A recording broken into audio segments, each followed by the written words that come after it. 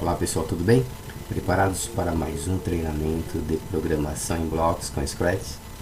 Legal, eu preparei um tutorial bem interessante para que vocês possam brincar com seus amigos sobre a questão aí de atividades relacionadas ao raciocínio lógico. Então nesse tutorial nós vamos criar um programa onde o objetivo será a interação entre a máquina e o usuário. Ou seja, o programa apresenta a pergunta e o usuário responde. Você já aprendeu a fazer isso nos exercícios anteriores. Mas a finalidade aqui será desenvolver um teste de raciocínio lógico para brincar com os nossos amigos. Então você vai escolher um cenário, um novo personagem. Você vai selecionar o ator bola para o ambiente. Então vá para a aba fantasia, clique com o botão direito do mouse no canto superior esquerdo da bola e arraste o mouse no sentido diagonal. Em seguida, clique em copiar e colar. Crie 16 bolas. Então você vai clicar aqui, fantasia, clicar aqui e o seu ambiente deverá ficar desse jeitinho aqui, ó, o cenário com 16 bolinhas. E para que você brinque com o usuário, você vai estabelecer um tempo suficiente para que ele não consiga fazer a contagem das bolas, ou seja, ele vai ter que acelerar o raciocínio para fazer a contagem das bolas o mais rápido possível. Por essa razão, elas estão dispostas de uma forma bem aleatória dentro do ambiente para confundir a cabeça do usuário, senão vai ficar muito simples a brincadeira, tá? Então você vai limitar o tempo para que ele faça a contagem. Essa quantidade foi colocada propositalmente para confundir a cabeça do usuário e a posição das bolas também. Ele deverá contá-las, mas terá um tempo controlado para fazer a contagem em segundos. Selecione os atores Pencil e Ball para o ambiente e teremos o conjunto de 4 atores. Tá? Então você selecionou este ator para interagir com o usuário, as bolas para que ele faça a contagem. O Pencil você vai usar para desenhar. É a primeira vez que você vai usar esse recurso nas minhas aulas, para desenhar uma figura no ambiente. E o quarto ator é a Ball. Para o ator Soccer Ball, desenvolva o script abaixo. Quando a bandeirinha for clicada, mostre. Quando eu receber a mensagem, esconda. Então aqui você vai aprender a criar mensagens e trabalhar com script, captando as mensagens que você criou. Isso significa que esse ator deverá aparecer e desaparecer em determinados momentos do nosso programa. Além disso, aprenderemos a trabalhar com mensagens em nossos scripts. Criaremos o script ou codificação para o ator de, vejamos como.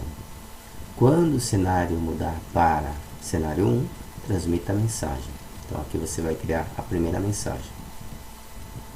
Quando a bandeirinha verde for clicada, apague tudo, mude o cenário para beisebol 1, mostre a pergunta, quantas bolas você vê aqui? Espere. E aqui você entra com condicionamento. Se a resposta for igual a 16, então ele vai escutar o right. Se não for igual a 16, ele vai escutar o wrong. Então aqui é o primeiro questionamento que você estará fazendo ao usuário. No segundo questionamento, se eu tiver que dividir essa bola em 2 times, com quantas bolas ficará cada time? Ou seja, se eu tiver que dividir essas bolas em 2 times, com quantas bolas ficará cada time? Se a resposta for igual a 8, falar right, caso contrário, wrong. Então aqui uma brincadeira de cálculo simples. Para uma criança pode ser difícil, né? Para o adulto já não.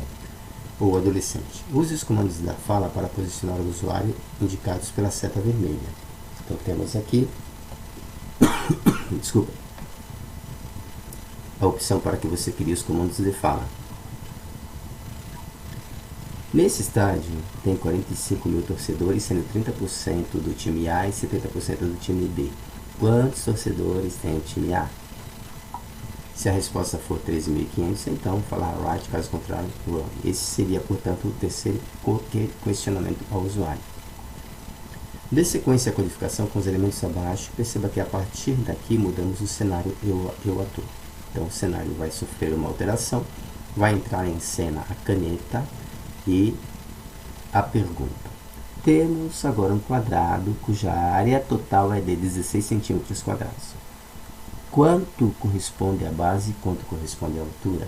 Então, neste momento, a caneta ela desenhou um quadrado na tela e o usuário está observando aquilo e agora vai ter que informar qual é a base e qual é a altura. Se a resposta for igual a 4, right. Se for diferente de 4, wrong.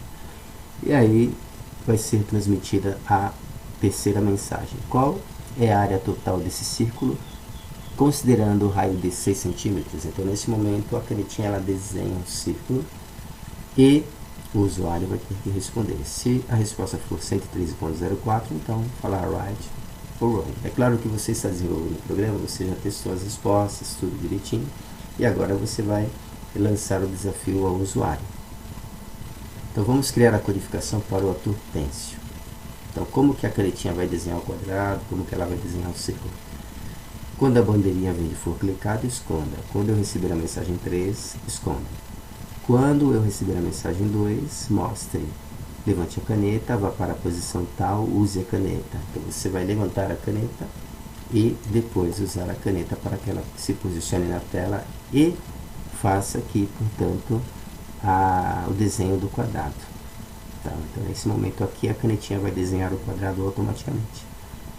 Para o ator Ball, escreva a codificação abaixo. Quando a bandeirinha verde for clicada, esconda. Quando eu receber a mensagem 2, apague tudo e mostre.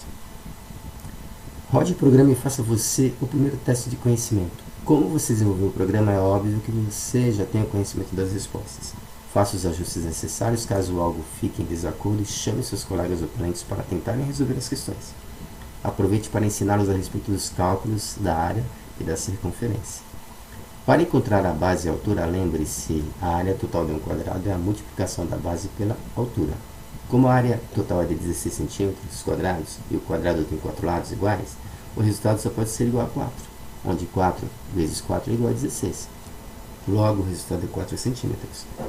Para calcular a área do círculo, a fórmula é π vezes o raio elevado à segunda. Logo, esse é um exercício de potência, quando o número é elevado por um outro número.